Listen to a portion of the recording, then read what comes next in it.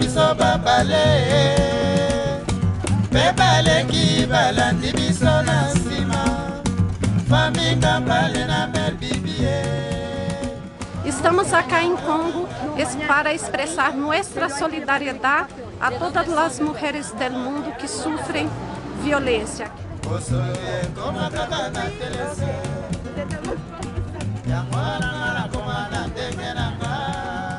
We traveled for many days. We were happy even on the way, looking forward to come and meet our sisters of the world and our sisters of Congo to raise our voices.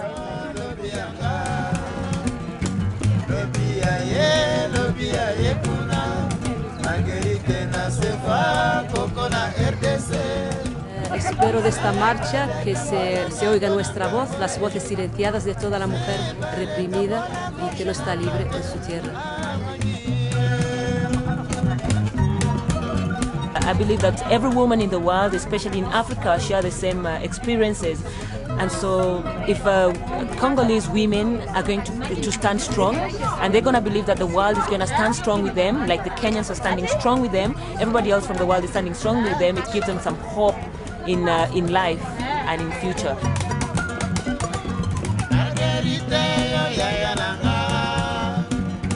As the World March of Women, what we really believe in is the strength of marching. It's the strength of women being out in the streets, making a noise, being rebellious, being where traditionally they're not supposed to be. Our biggest goal was here to shed light, a spotlight on the violence against women. The women suffer here in the Congo and everywhere in the world where there's conflict, and to demand an end to impunity and that the responsibles be brought to justice.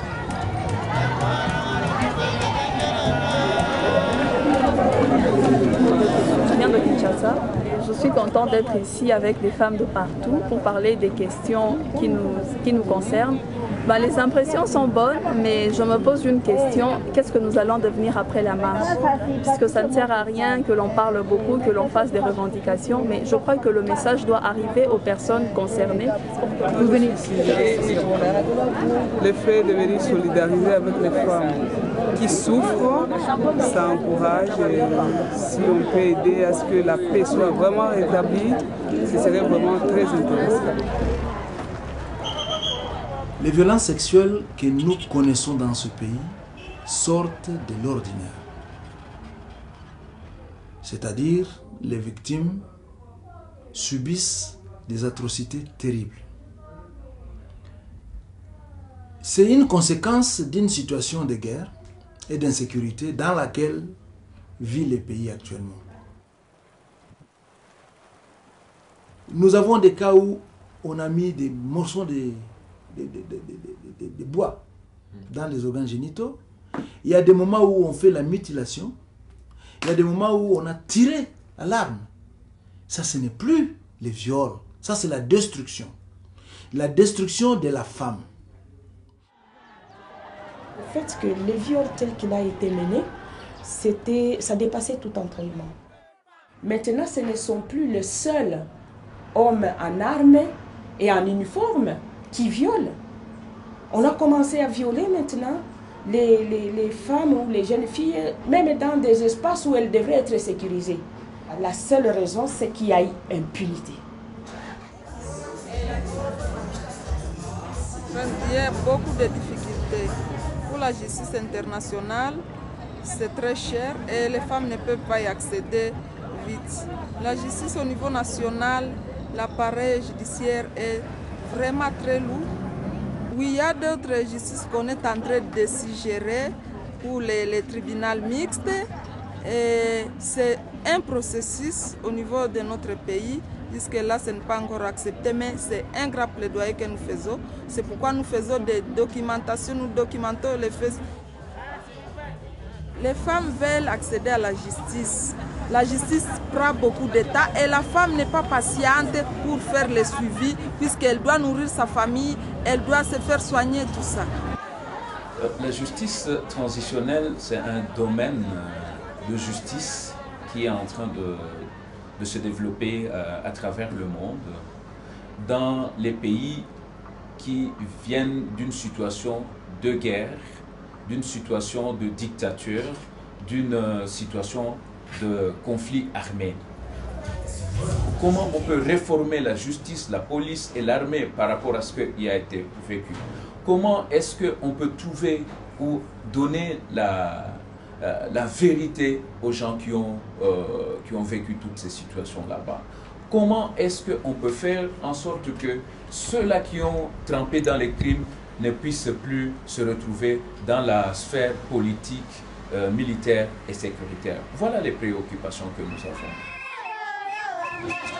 Veulent avoir la justice. Quand nous échangeons avec elles, c'est d'abord question d'arrêter les violences. Et la deuxième chose, c'est d'interpeller les auteurs qui y répondent de leurs actes et qu'on mette en place des mécanismes pour que cela ne se répète plus. Parce qu'il ne suffit pas seulement d'arrêter le coupable.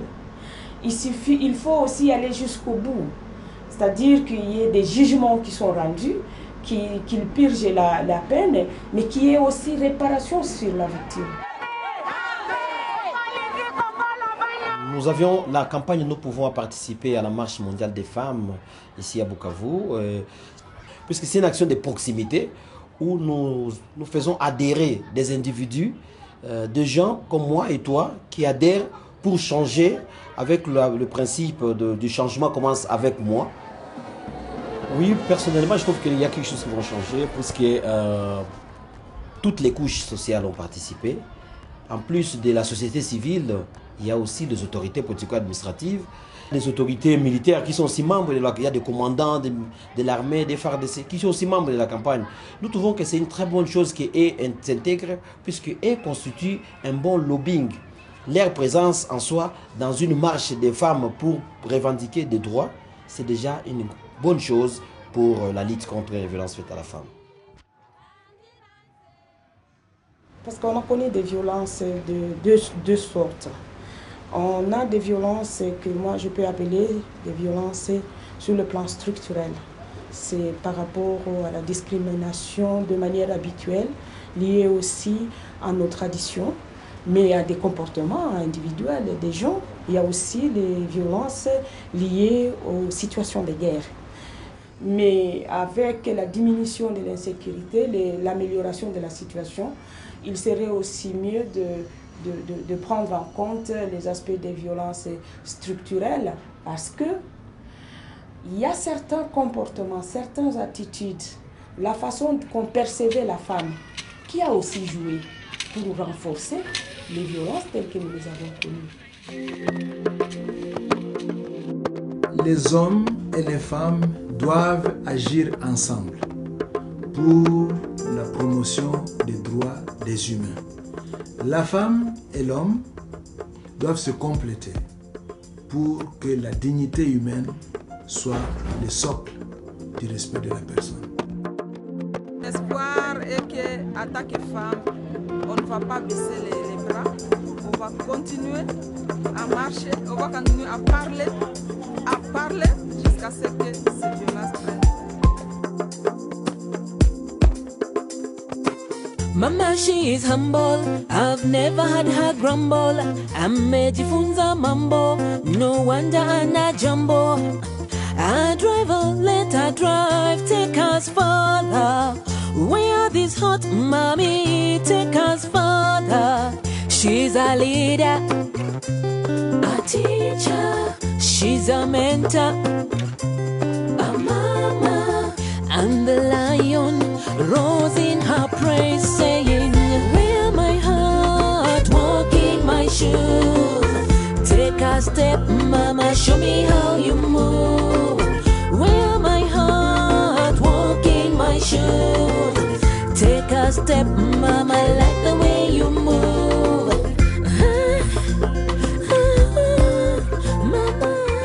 Congo is believed to be a very dangerous country because of war. But we want to tell people in the world that we were here, we had fun, and the women are really encouraged, and we are together. And we're going to make it, we're going to march, and we're going to change the world and the lives of women. She's a leader, a teacher. She's a mentor, a mama, and the lion rose in her praise, saying, "Where my heart, walk in my shoes. Take a step, mama, show me how you move. Where my heart, walk in my shoes. Take a step, mama, I like the way you move."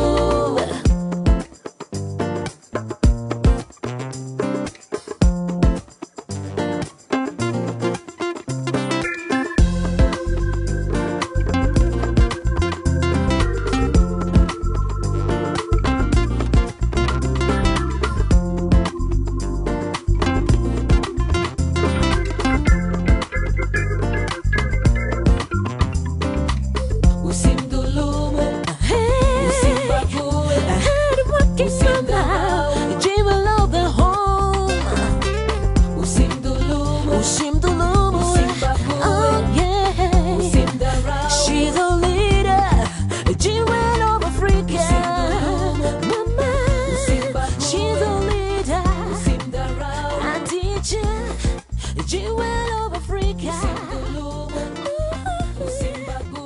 She's a leader.